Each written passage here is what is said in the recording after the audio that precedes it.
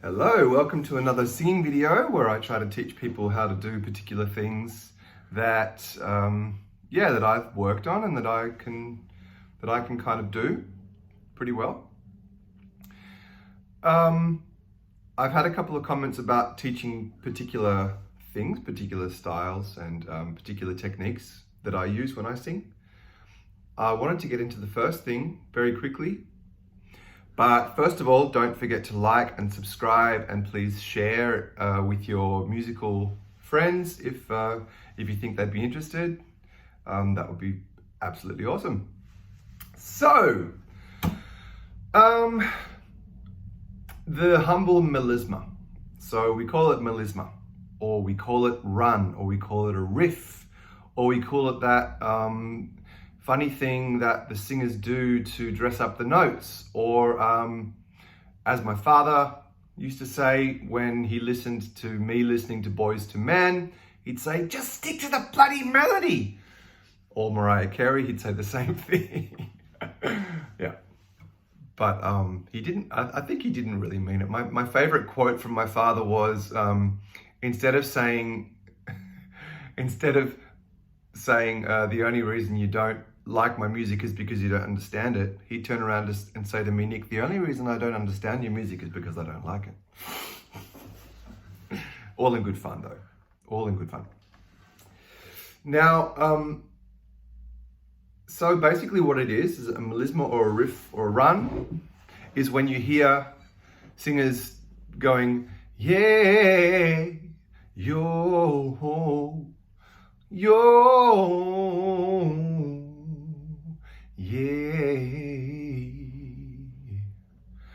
yo, yeah,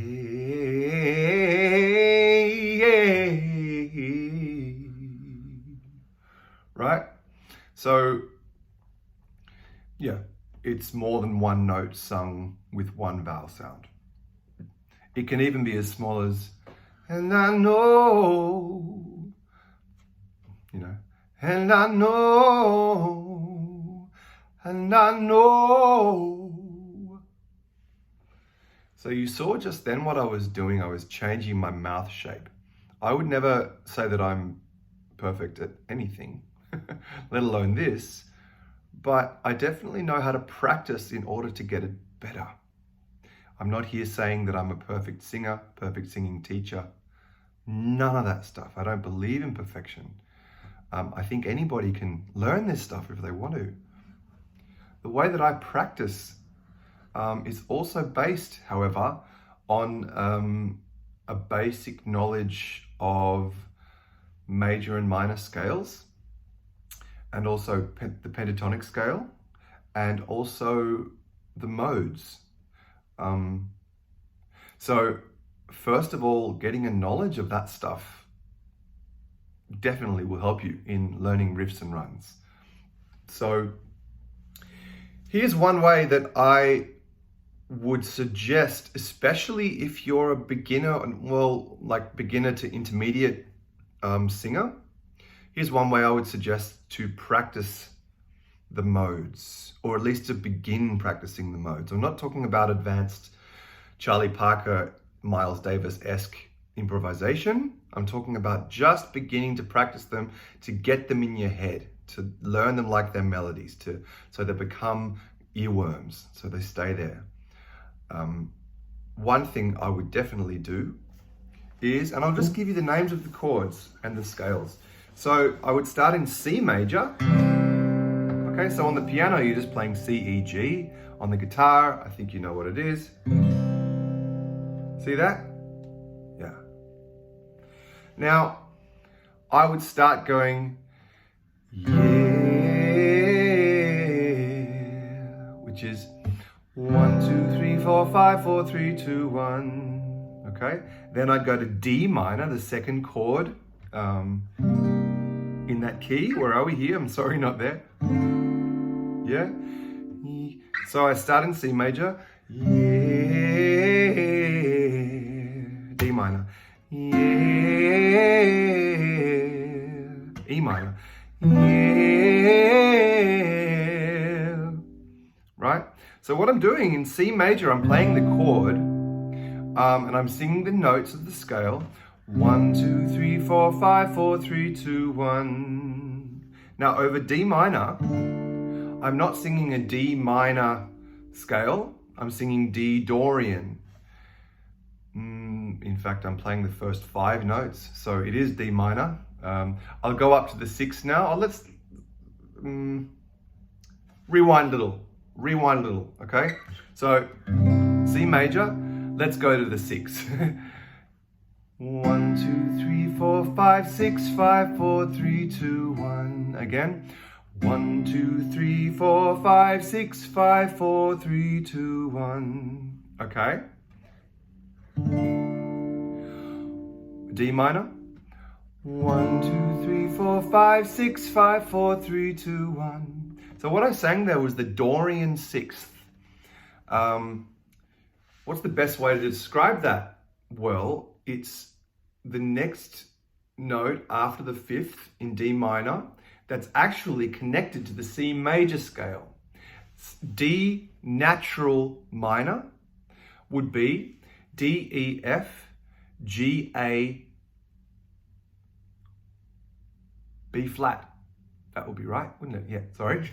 B flat. In C major, the chord or the scale of D minor is D, E, F, G, A, B natural. Because in C major, there are no sharps and flats. So we've got the C major scale first, right? C, D, E, F, G, A, B, C. Then you've got the D Dorian scale, D, E, F, G, A, B natural, C, D. Okay, that's how that sounds, which is like this.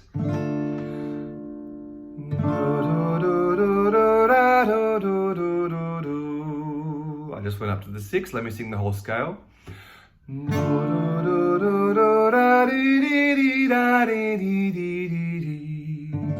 Right?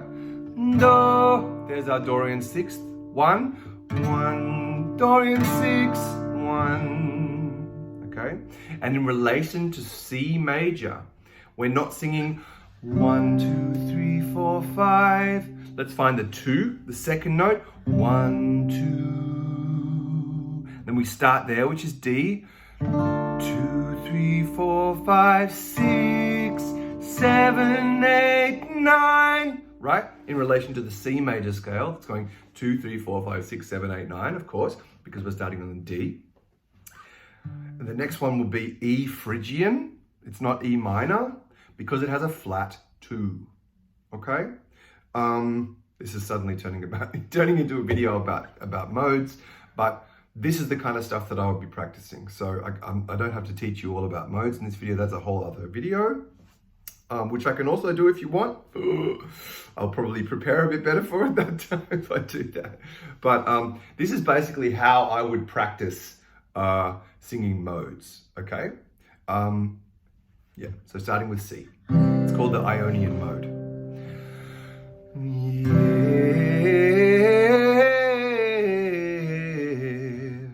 Then we go D minor, E minor, F major, G major, A minor, B half diminished, and then C. So the modes or the scales attached to those would be C Ionian, which is major, D Dorian, E Phrygian, F Lydian, G Mixolydian, A Aeolian, which is natural minor, B Locrian, and then back to C, of course. Here's how it sounds in order.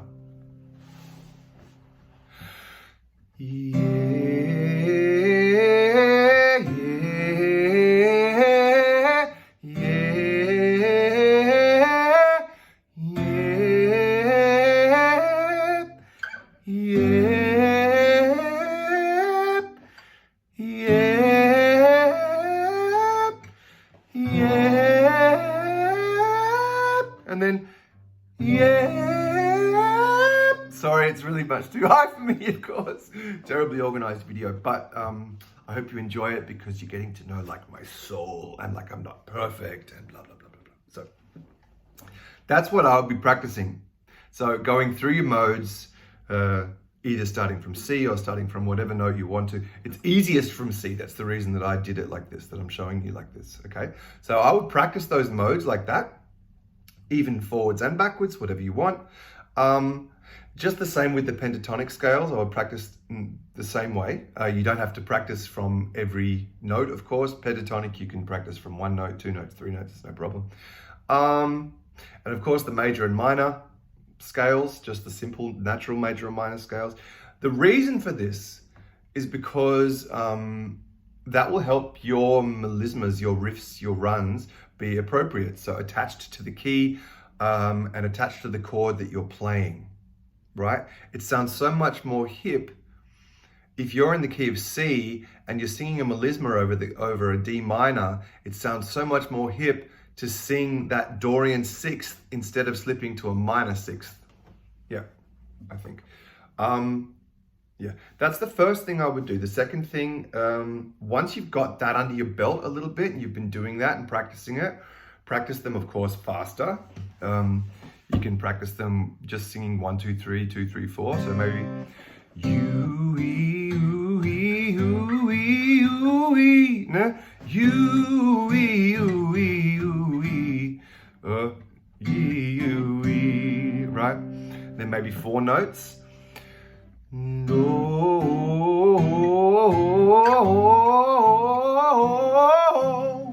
yeah,